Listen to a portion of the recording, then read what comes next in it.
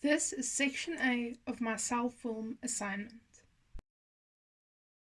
In this lesson for grade 10s, my lesson objectives will be the following. Firstly, at the beginning of the lesson, the student should already know how to do a reading comprehension, how to do a summary, editing and language skills in context, and having knowledge about visual literacy. Secondly, at the end of the lesson, the student should be able to give an outline of what an essay is and what the different types of essays are. Thirdly, by the end of the lesson, students should be able to describe the different types of essays that can be written. Fourthly, given a blank piece of paper and a topic, the students will write an essay with full comprehension of the essay structure and the different types of essays. And lastly, by the end of this lesson, students should be able to write an essay about any given topic. In order to ensure that the students reach their respective aims and objectives, I will make use of the following questions on this slide. I'm going to keep my learners interested using the following LTSM. Examples, pictures, videos, and a PowerPoint presentation. This will keep the students interacting with the lesson. The telling method is one of the teacher-directed methods that I will use. Another teacher-directed method that I will use is scaffolding. Scaffolding is when you give the right amount of support at the beginning of a lesson and then take it away gradually. A third teacher-directed method that I'm going to use is demonstration. The last teacher-directed method I will use is questioning. These examples of an essay outline, giving a brief overview on the structure of the essay, is part of the telling method. The telling method is part of my selected teacher-directed methods. I chose this method because I feel it is good to teach with examples.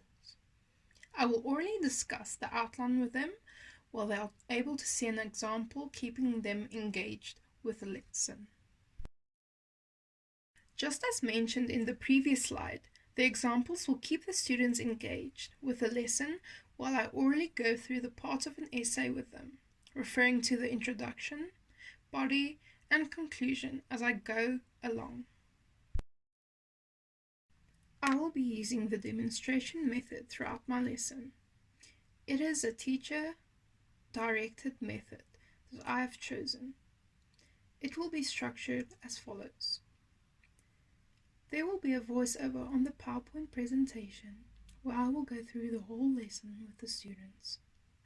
At the beginning of the lesson, I will tell them what an essay is and how to write one. In the middle, I will remind them on what to do and what not to do in an essay, and at the end of the lesson, I will revise what an essay is and how to write one. I chose this method because I feel it will keep the learners interested and engaged throughout the lesson. With this video, the students get an entertaining way in which they revise what has been discussed in the previous slides. This will help when I use the refocusing method. This method is part of my learning-centered methods. It will help the students connect all the given information to be able to write an essay. The pausing and refocusing method will be used when I discuss the different types of essays. And when I ask them questions about them, this will help their memory and recall skills.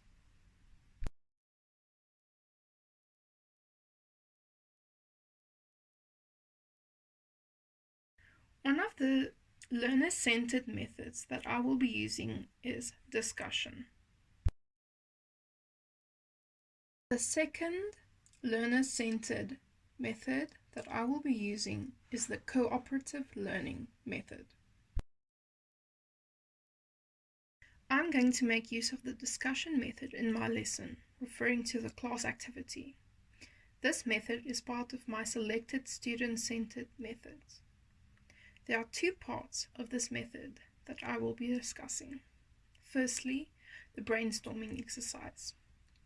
As a class exercise or within a small groups, learners are allowed to add or expand on ideas. Secondly, symposia, a formal group discussion with 3 or 4 members. Speeches represent different views on a particular topic. I'm using this method because in this way the students will be actively engaging with each other and learn how to speak up to voice their opinions. I will be using cooperative learning. This is part of learner-centered methods. The cooperative learning will work as follows. Firstly, learners will work together to ensure that all members in their groups have learnt and understood the learning content. Secondly, the groups will be organized and the tasks structured. Thirdly, the learners will work together to reach a goal, solve a problem, or produce a product. And lastly, learners are responsible for learning and helping their fellow group members to learn or practice skills. I chose this method because it can integrate different learners' ideas and opinions and can better their sharing skills. It is always a good idea to have a class discussion at the end of a lesson. This helps the students remember what they have learned and gives the students opportunities to ask questions if they are unsure of something.